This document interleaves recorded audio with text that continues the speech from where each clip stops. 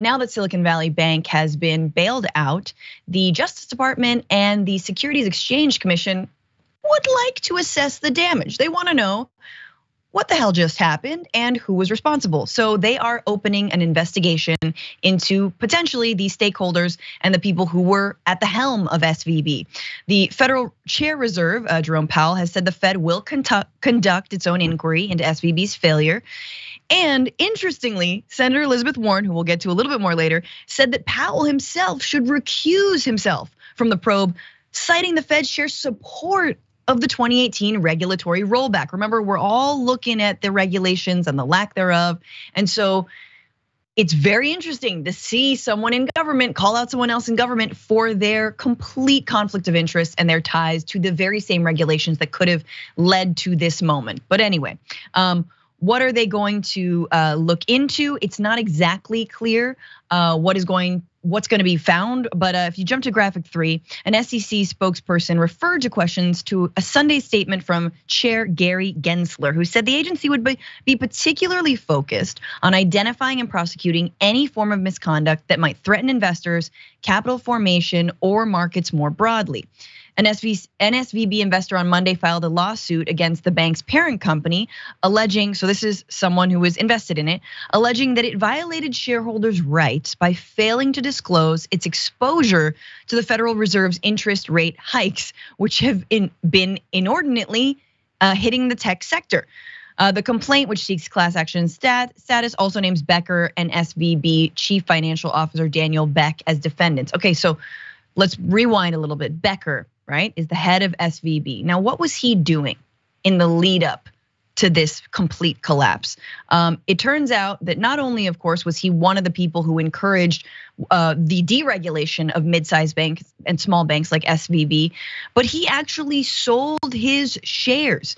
So late in February, as his bank's stock price began to dip, a trust he controlled sold $3.6 million in SVB shares. This is according to the SEC. So dude was offloading his own shares of a bank that he was trying to get the Fed to deregulate on. So he's trying to have it both ways. And as you heard from the class action lawsuit, others investors are like, look, I was the last on the phone tree, as we talked about. So I'm gonna sue you over that. But also, and this JR I think is interesting, gonna sue you over the idea that like, hey, I didn't think interest rates applied to me. I thought they just applied to first-time homeowners who just, kind of want to like tread water and, live a decent life. But me, a Silicon Valley investor, what? I thought the regulations prohibited me from having to, comply with interest rates. It's like, no, dude. Anyway, what are your thoughts on this and the sort of the investigations now taking place? This is one of those things now. So as this is blown up, and of course, actual regular customers that were involved with this bank whose money was at risk, and then of course, as other folks started pulling it out, is when all this went crazy. Have you seen any of these types of things, at least specifically in this story, about them talking about representing these customers, these folks who were at risk over this, who weren't privy to this information, who maybe couldn't pull out their $3.6 million or their investment and all this stuff in this bank? They're talking about how they want recourse because the people with all this money and all this power and influence and position are now over the barrel, I think is the term. Right, yeah. Now that that's happening, they're looking for their money back or some kind of punishment for the folks who did this to them. We still haven't heard, at least to a large enough degree, to this type of thing about these regular folks who have been affected by this. Those folks, who cares? Small potatoes, who cares about those folks? But we will find from these folks now having to go back and forth suing and countersuing and bringing all this to light is all the dirty things that were happening behind the scenes, which of course we're seeing now in the types of deregulations that was going on and how they knew how it could go that way, and they're protecting themselves no matter what. And if we're paying close enough attention, I get it's a little bit, confusing and in the weeds if you're not in this on a day-to-day basis, which I'm not either.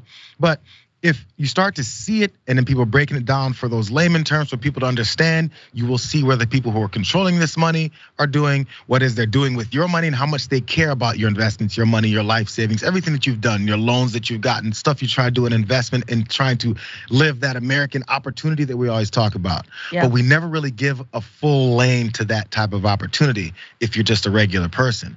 And how and will we change that? Yeah, and I'm of two minds, because I think for sure there's gonna be all these lawsuits from, smaller holders at SVB. But at the same time, they knew that they were investing in a risky sector, a tech sector that, bursts and booms at within months.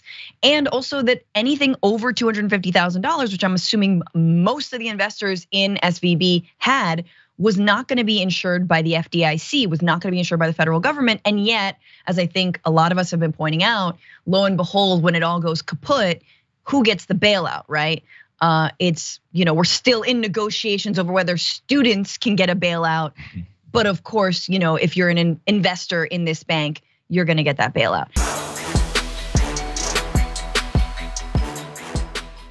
For more political news, breakdowns, interviews, stories of activism, and me trying my hardest to care about the occasional big celebrity news story, subscribe to our YouTube channel at youtube.com/The Damage Report. And you can ring the bell wherever it is so you don't miss anything.